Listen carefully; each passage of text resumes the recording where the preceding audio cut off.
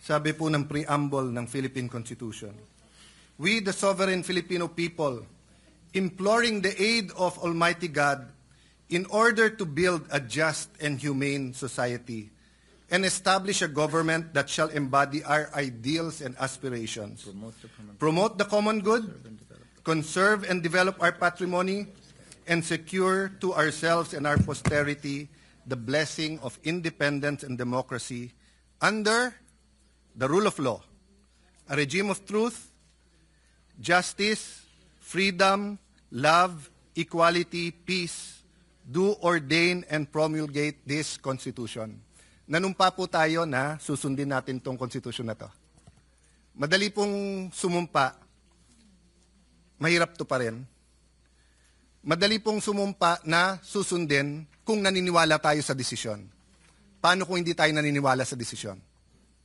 Paano kung ang tinatanggal ngayong hapon na to ay si President Marcos at ayaw kong maging presidente si Vice President Sara Duterte? Will I have the courage to follow the same decision? That is the test I apply to myself today. Tinignan ko po ang Supreme Court decision, solid po. Hindi nito inaalis ang kapangyarihan sa House to initiate impeachment. February 6 po, sigurado yan. In fact, before February 6, may Quadcom na, magiging Glorieta na yan soon. Tuloy-tuloy po yan, yung mga investigasyon na yon, kasi ganun ang politika sa Pilipinas. I hope yung sa baha, imbestigahan din. I hope yung sa corruption, sa smuggling, sa karami-rami nating utang, not only this administration, last administration, 10 administrations. We in this room are all for accountability, but tama yung Supreme Court sa tamang panahon, tamang proseso. Jeremiah 29:11 tells us, "For I know the plans I have for you, plans to prosper you and not to harm you, plans to give you hope and a future." Plano ng Diyos, pagpalain tayo. Pero plano ng Diyos, durugin tayo. So, I remember this episode, I think it was in Twilight Zone, and it was also many, many times portrayed on television. What if nakilala mo si Hitler when he was 6 years old or when he was a baby, papatayin mo ba siya? I think even sa psychology or philosophy classes, tinatanong to ng mga professors, what if you had that unique opportunity, nakatabi mo si Hitler nung 6 years old siya, papatayin mo ba siya? Ang hirap sagutin nun. Of course, for us who believe that thou shall not murder, ang sagot madali. But what if you could have prevented the worst human rights violations in the world, the Holocaust? What if you could have prevented such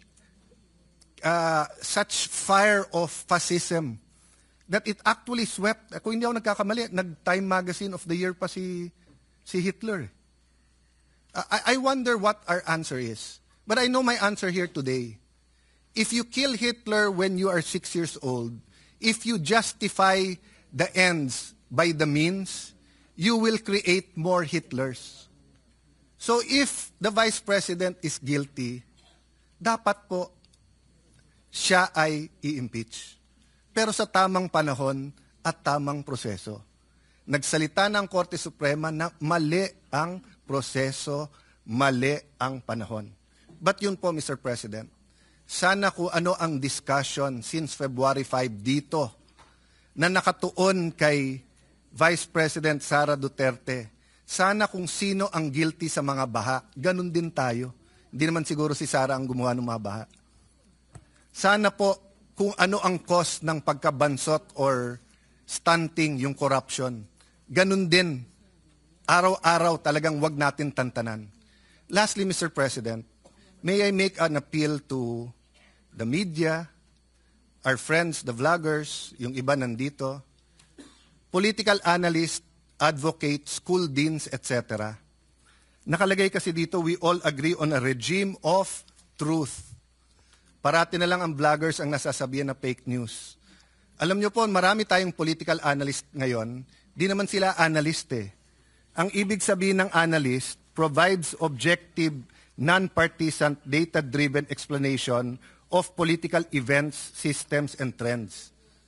Ang ibig sabihin naman ng advocate, champions a specific cause, policy, or interest group to influence public opinion and policy decisions in favor of their positions. Wala namang masama dun eh. So kung ikaw ay advocate, sabihin mo na lang. Pero mag-a-appear ka sa TV, magpapa-interview ka, sasabihin mo political analyst. Pero gusto mo lang, bata mo maging presidente, nililito mo pa ang tao eh. Ganon din po, ilan beses kami binugbog dito nung iba, na ang sabi, bawal daw ang isang senator judge na mag-move to dismiss. Pero sila din ngayon ang nagsasabi sa mga senator judge, mag-MR kayo sa Supreme Court. Saan ka kayo nakakita na hindi pwede mag-motion to dismiss? Judges dismisses cases because of no jurisdiction. Ang CA, 3 sila o 5. Hindi nyo lang nakikita sa publiko at hindi sila mag-move kasi sila lang nag-uusap. Ang Supreme Court, hindi ba dinismiss nila? Hindi ba sinabi nila no jurisdiction? Tayo kasi dito nag-usap sa hall na to. So natural, hindi naman pwedeng si Senator Batorni ay tumingin lang sa akin tapos maisip niya, dismiss, dismiss, dismiss. Walang manifestation dito na hindi sinasabi. My point, Mr. President, is that yung sinabi ni Mahatma Gandhi nangyayari na sa Pilipinas eh. Sabi ni Mahatma Gandhi, if it's an eye for an eye, the whole world will go blind. Let's make our stand. Ilang beses ko narinig dito sa hall na to, ang taong bayan, ang taong bayan, ang taong bayan. Hindi ba naman lahat naman tayo halal ng taong bayan eh, di ba? Hindi ba pwedeng sabihin ko na lang, ang opinion ni Alan Cayetano, isa lang naman ako eh. Ang opinion ni Joel Villanueva, ang opinion ni Mocha Uson, isa lang naman siya eh. Pero yung sabihin ko sa inyo, guys, ang opinion ng civil society, ang opinion ng masa, ang opinion ng taong bayan, dapat makonvict.